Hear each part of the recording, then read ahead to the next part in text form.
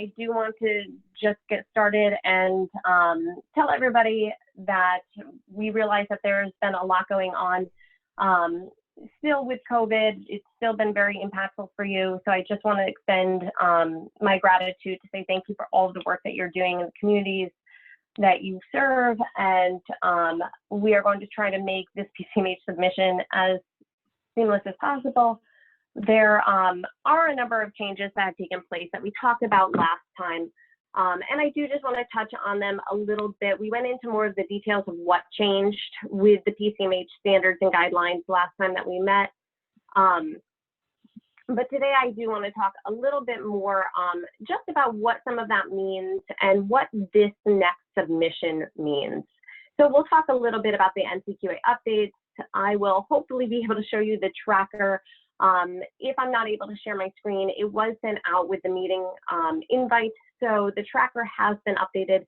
The changes are not significant to the tracker, but we will talk through that a little bit and try to get a sense for what everybody is using right now, if you have started to use the tracker or if you're using another tool. Then we'll move on and I will hand things over to Brenda and we'll talk a little bit about the electronic clinical indicators. And then we will have a conversation about HCME. So as we discussed last month, there were some changes to the Pcmh program with annual reporting and the full transforming program.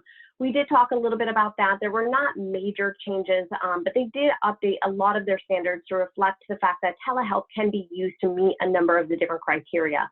So with that comes the need to take a look at policies for certain items and make sure that your policies do reflect the fact that you use telehealth, and also to look at patient materials. If telehealth is something that you're going to be using continuously moving forward, just making sure that those patient materials, new patient letters, brochures, websites, etc., reflect the fact that you do offer that service.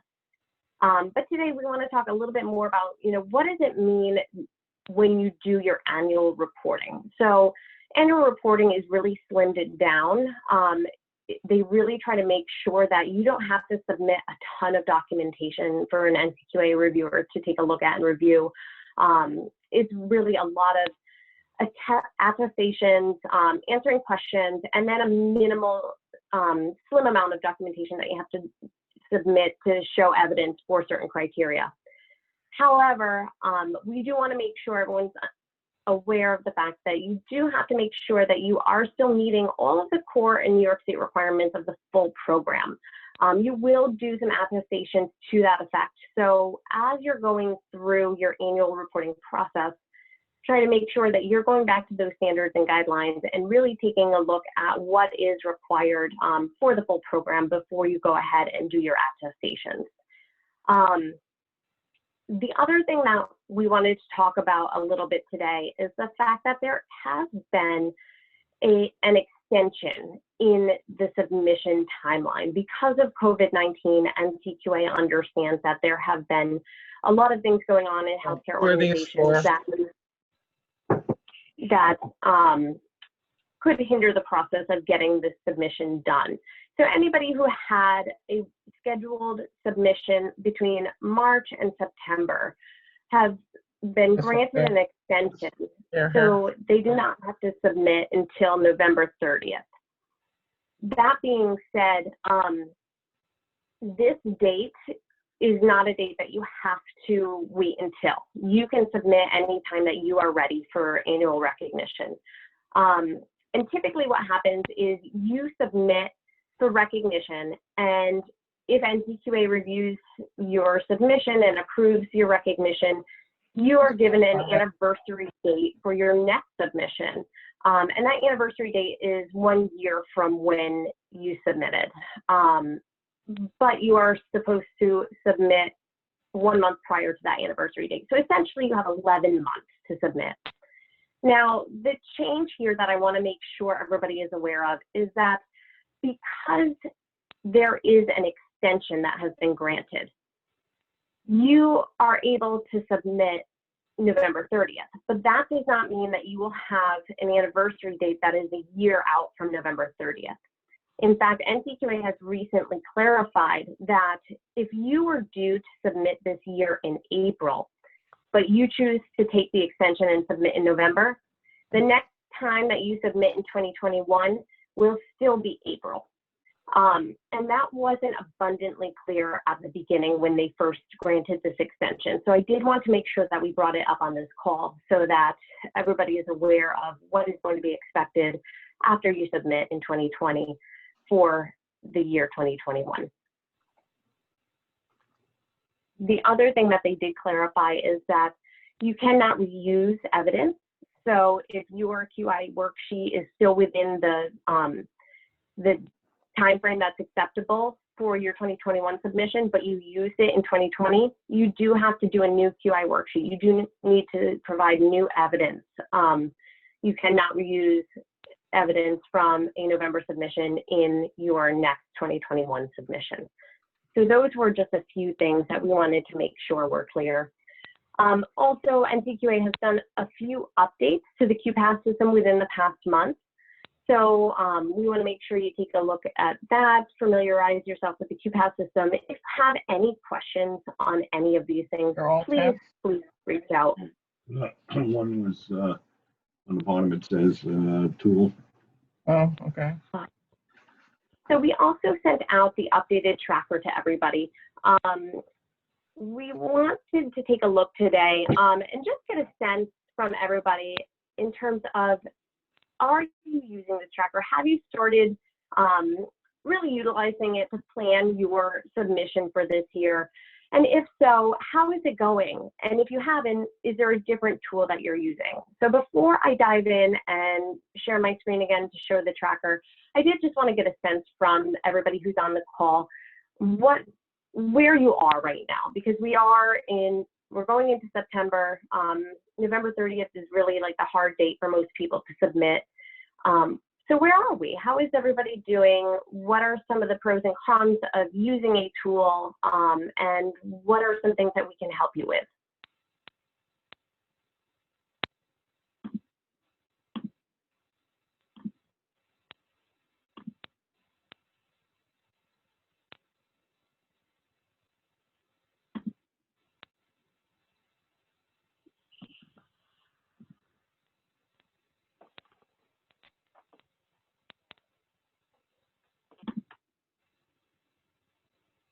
Has anybody started using it? Is there anybody on the call that has started looking at that and using it as a tool to plan for the first submission? Hi, this is Sandy. Can you guys hear me? Yes. So I'm from Dr. Ryder's office, and I like the tool. I like the fact that we can link things within that tool to find easily. The problem is this year has just been such an exceptional year that I really feel like totally lost. Like nothing was really on track. We didn't see patients for, so many months that it was like it just got out of my mind. And I don't know if anybody else is having that same problem, but getting started again and trying to figure out where we need to be seems to be a problem for me. Gotcha. What would be helpful? Would a one-on-one session where you sort of talk through your individual items and criteria that you're working on, and like a session to go over the tracker and get it up to speed in terms of where everything is be helpful? Or could part of the meeting be used as a group to talk about some of these things? Do you feel like it's more of a group education session or a one-on-one? I think that it's just making sure that we're doing what we need to do for annual reporting. And I don't know, maybe everybody, this is their first year for their actual annual reporting, and maybe others, had already transformed before last year. But it's just trying to figure out exactly in those guidelines exactly what do I need to, I know I just have to check and attest for some, but what actually needs the proof and what proof is it that it needs? Just a little more explanation for me. And maybe that's just me needing that and not, you know, everyone. I don't know. So we can ask around, I guess. Gotcha. That makes sense. Absolutely. Is anybody else starting to prepare?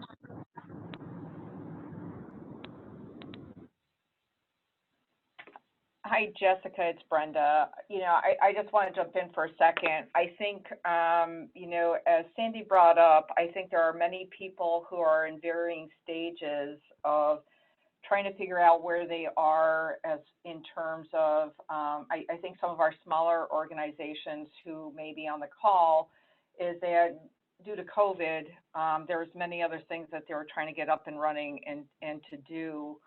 And kind of the last thing on their mind what was, you know, the submission for the annual submission. So, you know, some of the stuff that we had talked about before and had raised is utilizing this group. We know that there's a lot of great information that Jess and, you know, Luann bring forward on a monthly basis, but it, you know, to Jess's point, is there something that there may need to be a one-on-one, but would there necessitate a time that we had kind of like an open office hour where anybody can come with any questions? We could kind of set up a, you know what I mean? I'm just trying to think through what would be helpful, you know, if there was a different focus every month on, you know, different pieces and ensuring that you understand what needs to be submitted, and then any other questions that may come up that could be answered at that time.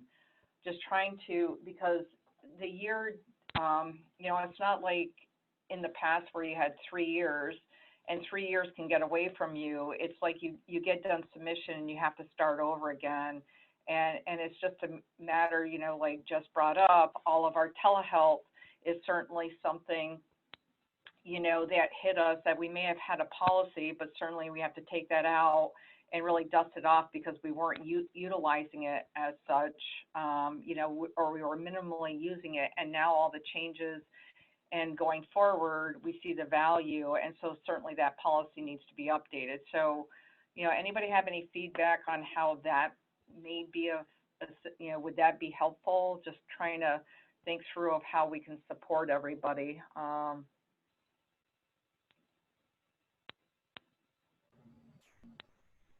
This is Angie at Alice Hyde. I apologize, I was late to the meeting today.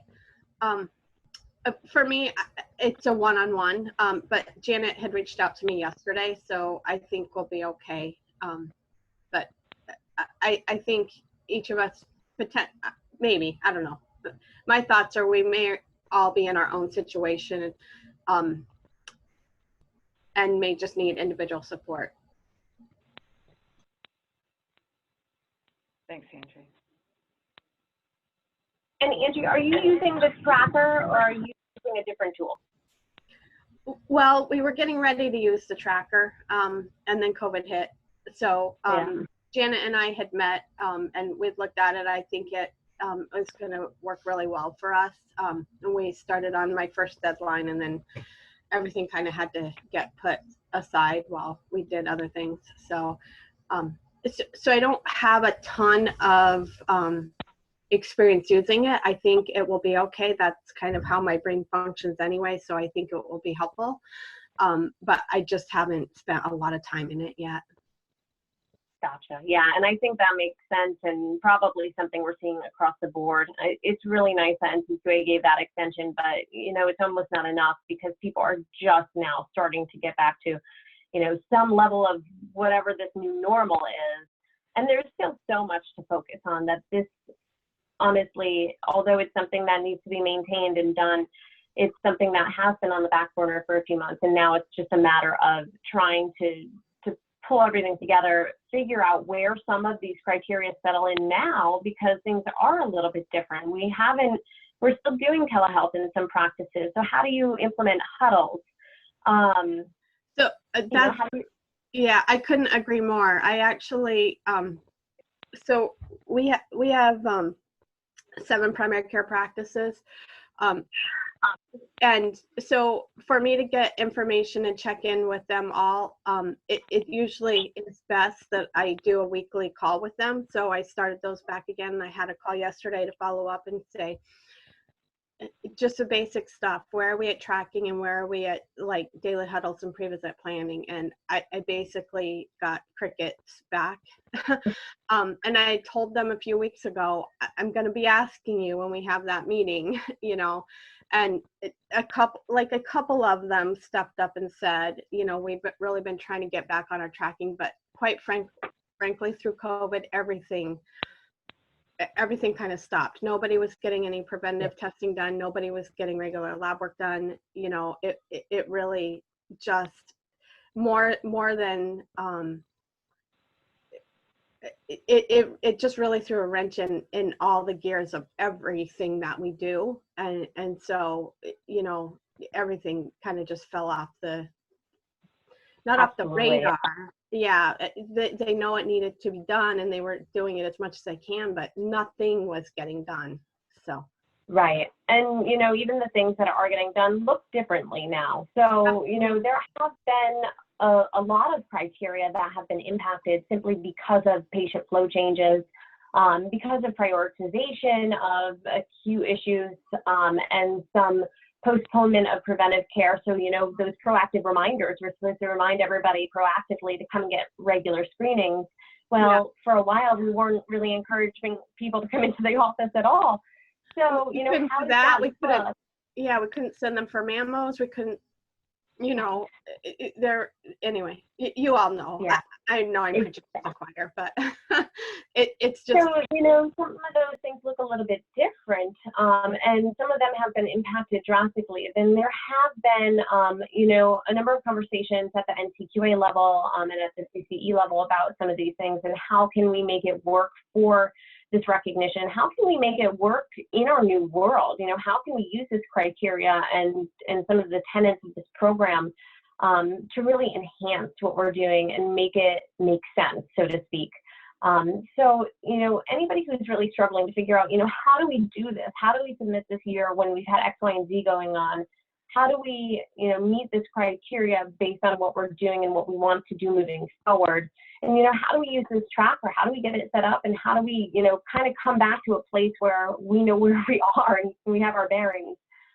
We're here for you. If there's anything that you need support with, you know, Luann has mentioned a number of times that she is available and she can help with, you know, guiding people to where they need to go and helping with some of these items. So, you know, always feel free to email her if you have questions or you need some one-on-one conversations about these things, and she can help direct you to the resources to get where you need to be, because this has been an exceptional year. And I feel for all of you who are going into the practices every day and speaking with physicians and nurses and patients. And it's been a lot. And I hope that you are all doing well with this and settling into some sense of normalcy, and performing, you know, doing some self-care, because this has been an extreme year.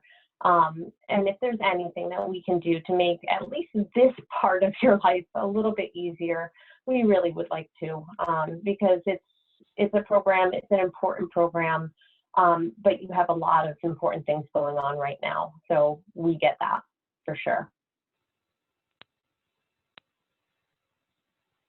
So with that, I do want to show you, we did make some updates to the tracker. The hard part about, you know, the way the updates come out is that they come out in July. So you may have already started working with the old tracker, and then the updates come out and we say, hey, here's this new updated one. So what do you do with that? Do you, you know, transition everything to the new tracker? Do you keep using the old one? The truth is, this time around, there were not many significant changes. I made a couple of formatting changes so that it's a little bit easier for you to search for the criteria that you're looking for. And then we have little asterisks just as cues to go back to the standards and guidelines to say, okay, this was updated in this most recent version. what has changed. Because the tracker itself doesn't go into the actual detailed guidance. It's really a way to make sure that you're keeping track of the different concepts and criteria, and you know who's responsible for it, where it's stored, and you can go through and make sure that you're reviewing it each year. But whenever you see on the new tracker a little asterisk, it just means there have been some changes. Either they have enhanced this criteria to allow you to meet it using telehealth, and you might want to go back and change your policy to reflect that, or there's been some other type of mild change. So they did change, like the QI worksheet, for instance, is different for 2021. So you'll want to go through and take a look at that.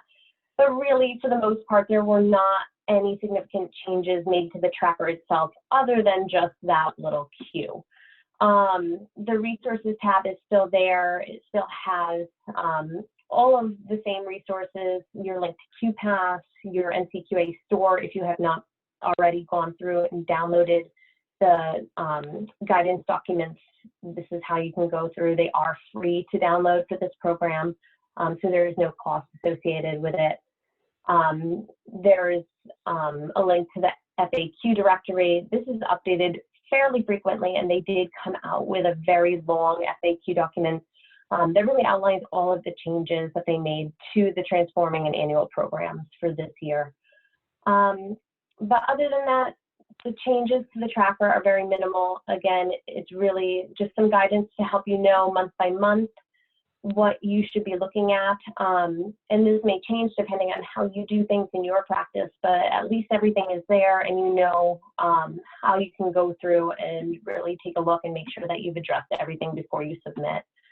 And then the component breakdown, where you can really see what is required, what is it referring to? Is it shared or site specific if you are a multi-site? And you can document information about the policies and the evidence and the last time you obtained evidence or updated the policies. Does anyone have any questions specifically about the tracker while we're on the call before I start to hand things over a little bit to Brenda?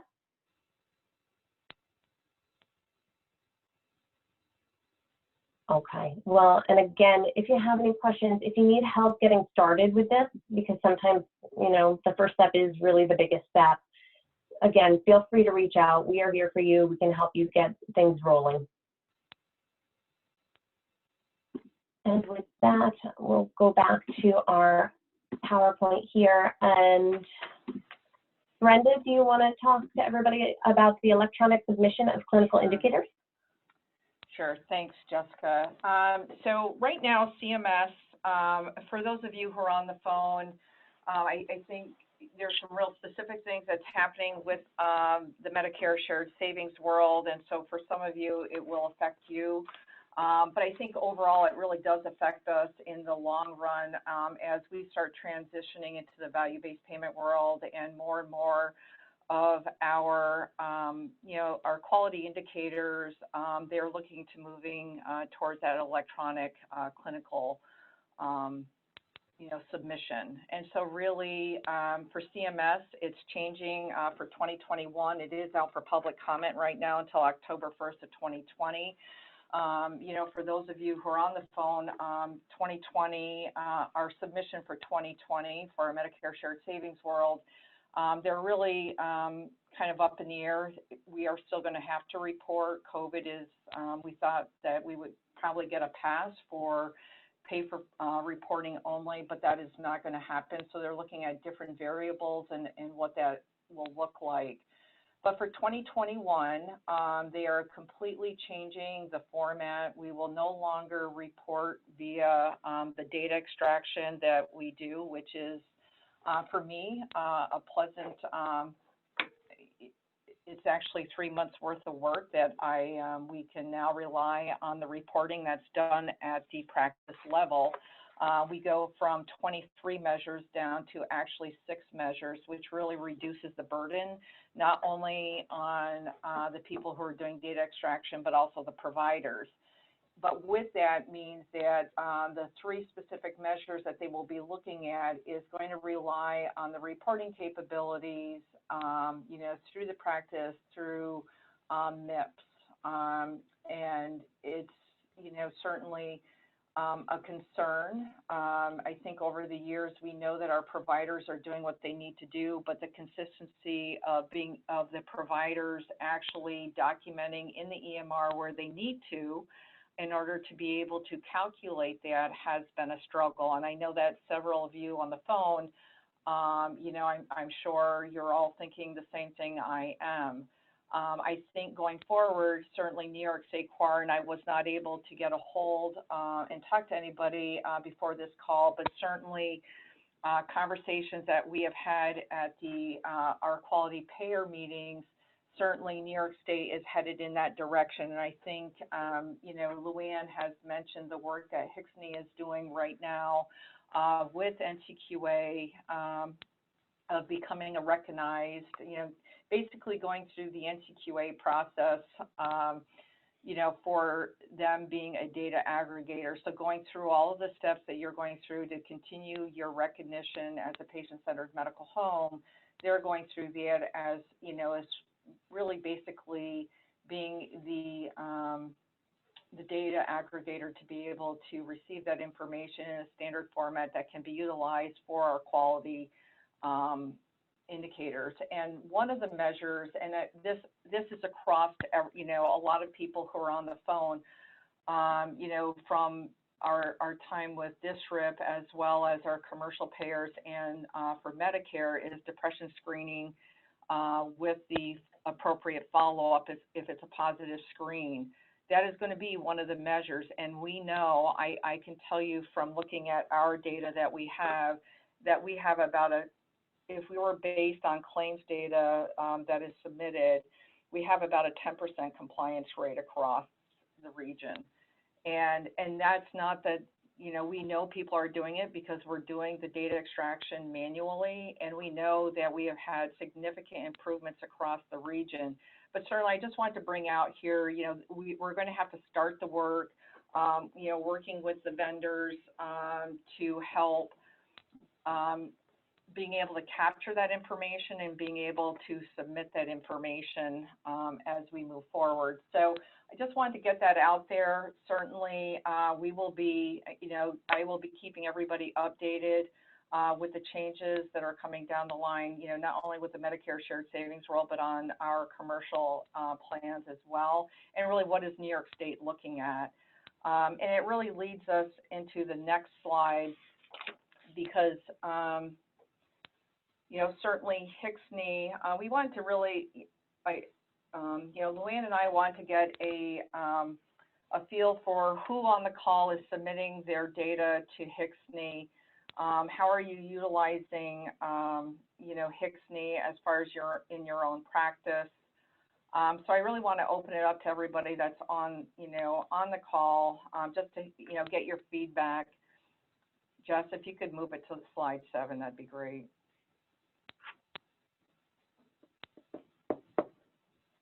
Hi, this is Sandy again at Dr. Ryder's office.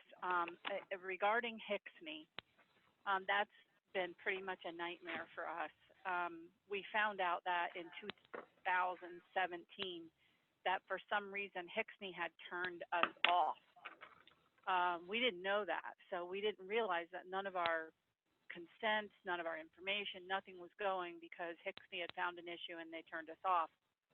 So when we got ready to submit last year, we found out that the information that we needed wasn't even going there, nor was anything else going. So we use Athena Health for EMR, and right now I have been in the process with HCSCN and Athena to get us moved up to something called a CCDA, which would include the pretty much the, I'm trying to think of the word, it's in our discussion, but it's like the plan of care for the patient based, you know, for that particular appointment.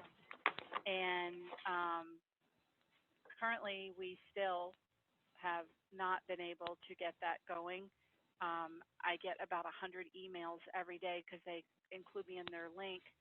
But it sounds like the way their conversations are is there are other Athena practices, and I don't know how many are on the call with us, but maybe not all of the information that they thought was going out may not have been going out because now they're finding some other problems. So Hixney has been great as far as working with us and understand exactly what we need as far as, you know, everything that's required from NCQA that needs to be going out there that's available to any other provider.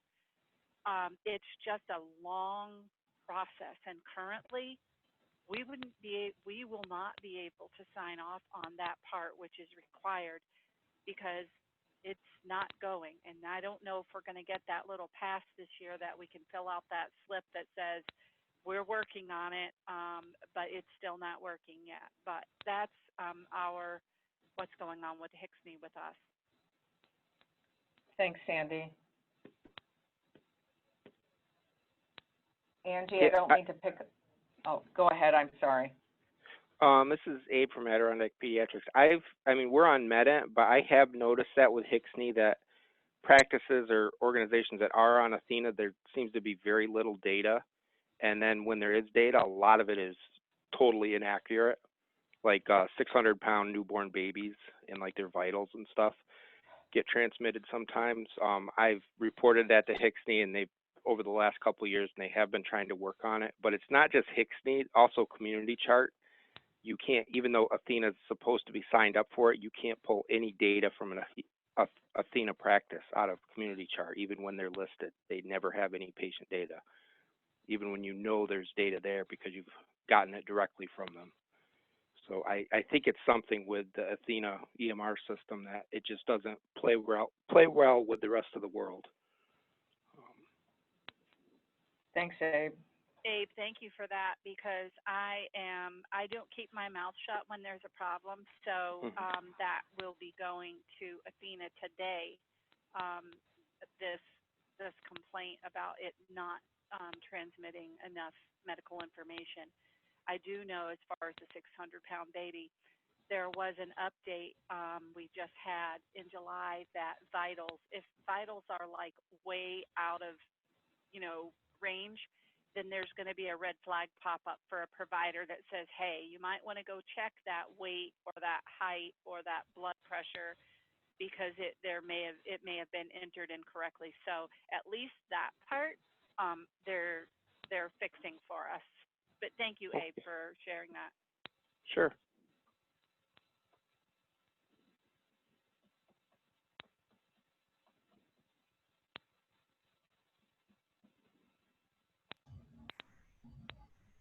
Anybody else? Oh, sorry. This is Angie. It's okay, Brenda. I didn't know if you were going to ask me anything specifically or just to share. Just to share, please. Okay. So we are trying to use Hixney with our EMR. Medent has the import ability, which is really nice. What we're finding, one of our health centers is in a very, very rural location, which is code words for their internet isn't always the best. So we are, and unfortunately, one of the providers there would be a super Hixney user if it could possibly happen. I understand, and I don't know all the technical language, but I understand that they were trying to update. I think Hixney was trying to update some interfaces between some of the EMRs, but Medent was going to be one of the last ones. We have a problem that when we do have a consent signed, how Medent is supposed to trigger it to go out, if it doesn't catch like right almost immediately, it just sits, it doesn't go anywhere. So when our provider goes into Hixney to try and find something, there's no consent, you know, at Hixney. So that's a little bit of an issue that we're having. We have tried for years and years and years to get other providers to utilize Hixney, and I think that they just have yet to find much of the value in it. That being said, Does that mean we stop trying? No, I think there's been some advancements made and some other things that we can do to make sure that is, to see if there are things of value, maybe things that we're not aware of, maybe things are missing, maybe things like the retinal eye exams that we're not getting copied on, things like that. So that's where we are. Thanks, Angie. You know, there has been a lot of changes, and I think I can, you know, certainly from day one, if I go back 10 years ago, or, you know, 9 years ago, when I remember first things were that, you know, when that connection, when the first connection started, the information that was coming back was basically your own provider's information. And certainly has progressed now that there's a lot of information out there. And I think one of the things that, you know, if Luann were on, I think having the conversation with Hixney to really, you know, hone in what it is, the information that you want. You don't need to get all of that. I think that's part of it.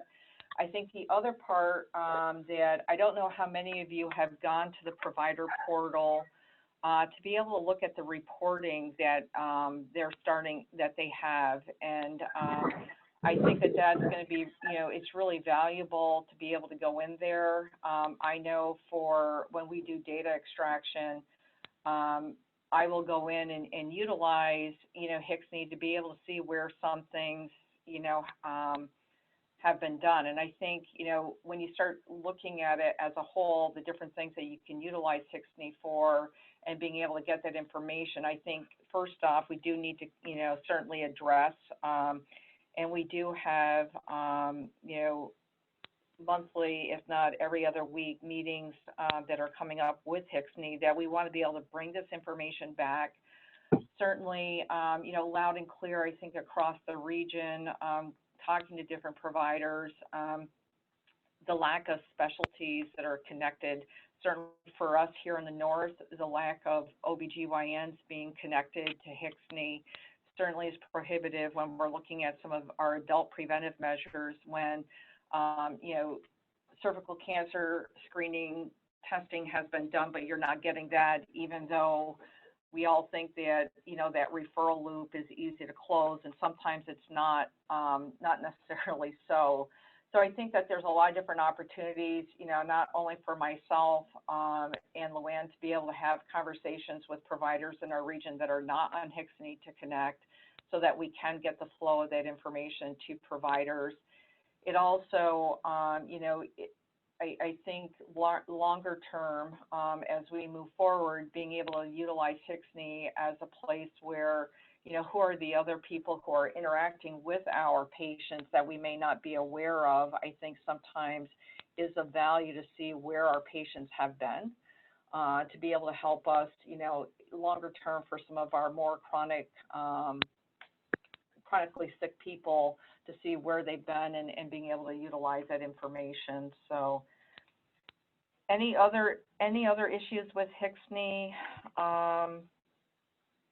that you want to identify? And I just think, you know, it's certainly a place for us to be able to start utilizing, to really start connecting those clinical measures and having that data flow. Certainly we do have payers who are working with Hixney. Certainly in the southern region, we know that there's a lot of work with CDPHP and Hixney right now, and I know Excelis.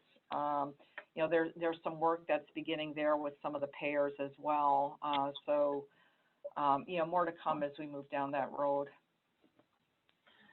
Good morning, Jackie Brenda. from Mason Tower. Hello. Hi, Jackie. Hi. So on a positive note, we use Hixney all the time. We use Hixney a lot. Our care manager is in there all the time. We use the, oh my God,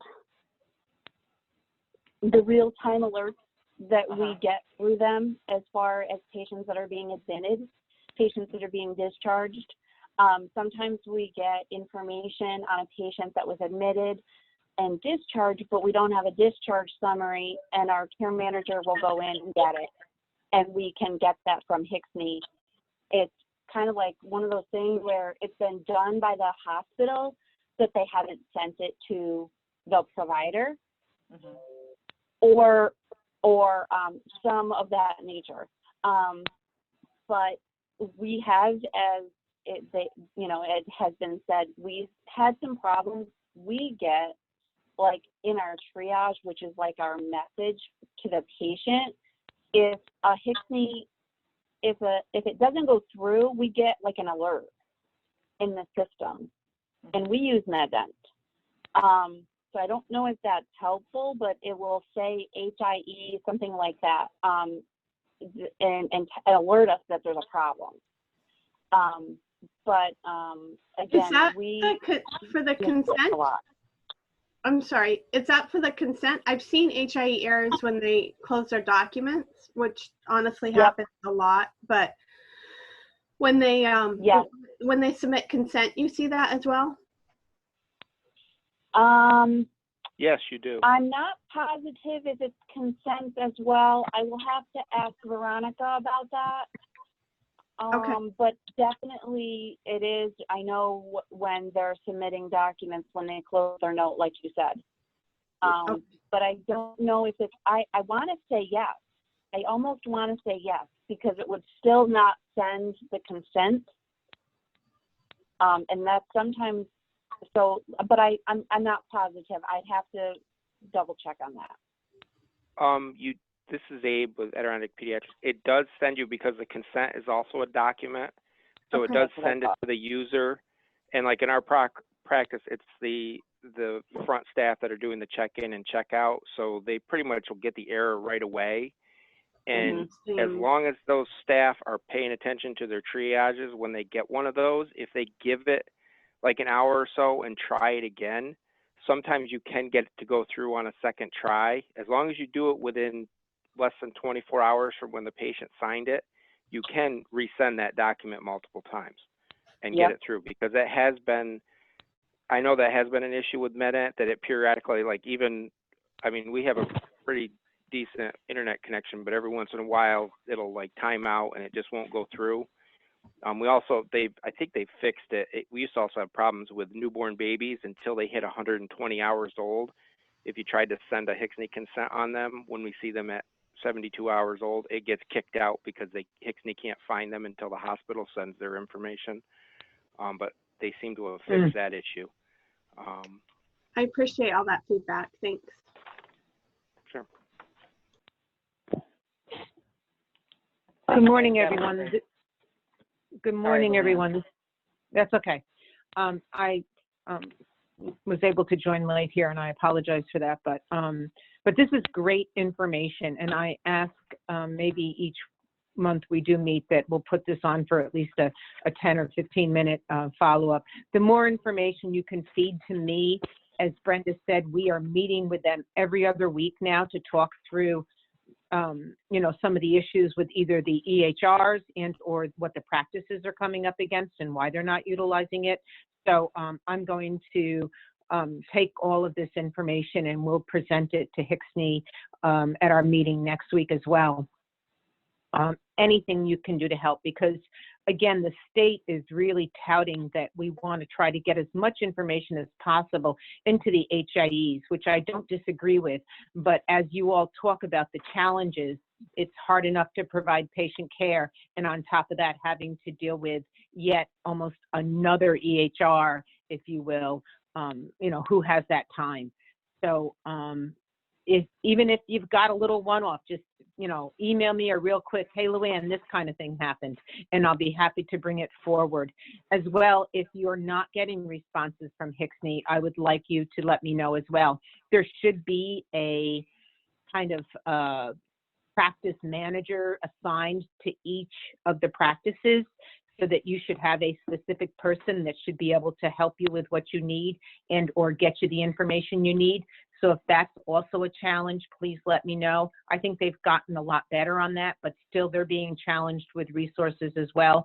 So perhaps, one of the practices might be missing or something, but let me know if you need some specific help from HICSNY, and I can help facilitate that as well. And Luann, this is Jessica. I just wanted to add to that as well. You know, I know last year as we went through and most of the practices went through the New York State required criteria, we did a lot of work with HCSCS, and a number of the practices found what we're finding, still finding now, is that certain things are not flowing to HCSCS the way they thought they were. So there were a number of practices last year that were able to claim the attestation for CC21A and CMO9, say, you know, no, our care plan isn't flowing, or no, we're not fully connected to HCSCS yet, but we are working on it. And that was accepted by Pcmh last year with the caveat that the following year you will need to show actual evidence that the care plan is integrated in some capacity, and that you are meeting the requirements for CC21 to have that connection within HIE. So those are two of the New York State required criteria in the Pcmh program that you may want to take a look at as you're diving back into this process, because if there are still issues, if you claimed that attestation last year, and you may need to refresh yourself to find out, well, did we show evidence, were we up and running, or did we use that attestation? It's a good idea to take a look at that sooner rather than later, because it does take a little bit of work with HCSCS if you're not quite there yet. And if you have questions or you need to know, you know, what does that mean and what kind of evidence are they looking for, or any questions in general, again, please feel free to reach out. So Jessica, it's Brenda. I think though in Sandy's case, if they've got an ongoing issue and it's with their EMR vendor, and HCSCS is working on it, I mean, do you think that there's a possibility that they're able to get another, you know, extension? Because it, you know, I think, you know, Abe is pointing out that there's these ongoing things that they're seeing, you know, in receipt of, and I guess I'm just kind of, you know, do you think that NCQA would do that, or I'm just curious now? I am hopeful that given everything that has gone on this year, and some of the other exceptions that they have, that yes, they would do that, but they would only do that on a case-by-case basis. Right. Okay. So yeah, so I would take a look at your timeline and where exactly you are, and we can help initiate a case with NCQA and have that phone call or that virtual exchange to explain what's going on. And they want some further documentation either from the vendor or from HCSCS, sort of substantiate what you're going through. And again, this is Luann. We are happy to work with you on this. So Sandy, if you want some one-on-one time, by all means, we do have resources that can assist at that level as well. But certainly let us at least ask if we think the extension is going to be needed. Great, thank you both, Jessica and Luann. Thank you.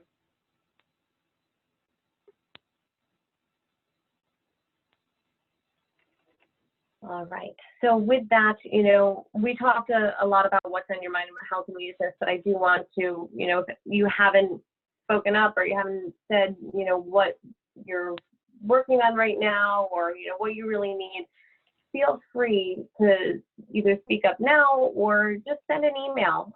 There's a lot going on right now, and certainly on my end with Pcmh, there's a lot to that program. There's a big shift in what you have to do if you submitted last year for transforming and what you actually have to submit for annual.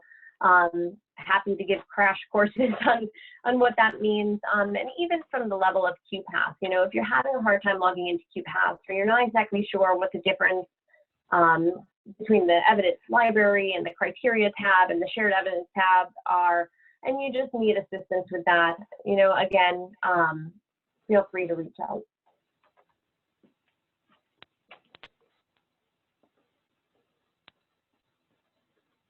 And Luann and Brenda, did you want to add more? I'm all set. Thank you very much. And thank you for all of your feedback this morning. That, like Luann said, this is really going to be helpful for us as we move forward. Yeah. So I have nothing additional. The collaboration today was very helpful. A lot of good conversation, and I appreciate everybody bearing with me at the beginning with all of the technical difficulties. Again, I apologize for getting started a bit late. But I do appreciate everybody's support and everybody's help and collaboration today. Thanks, everybody. Thanks, everyone. Stay well. Yes, stay well and reach out if you need any help. Absolutely. Thank you. Take care.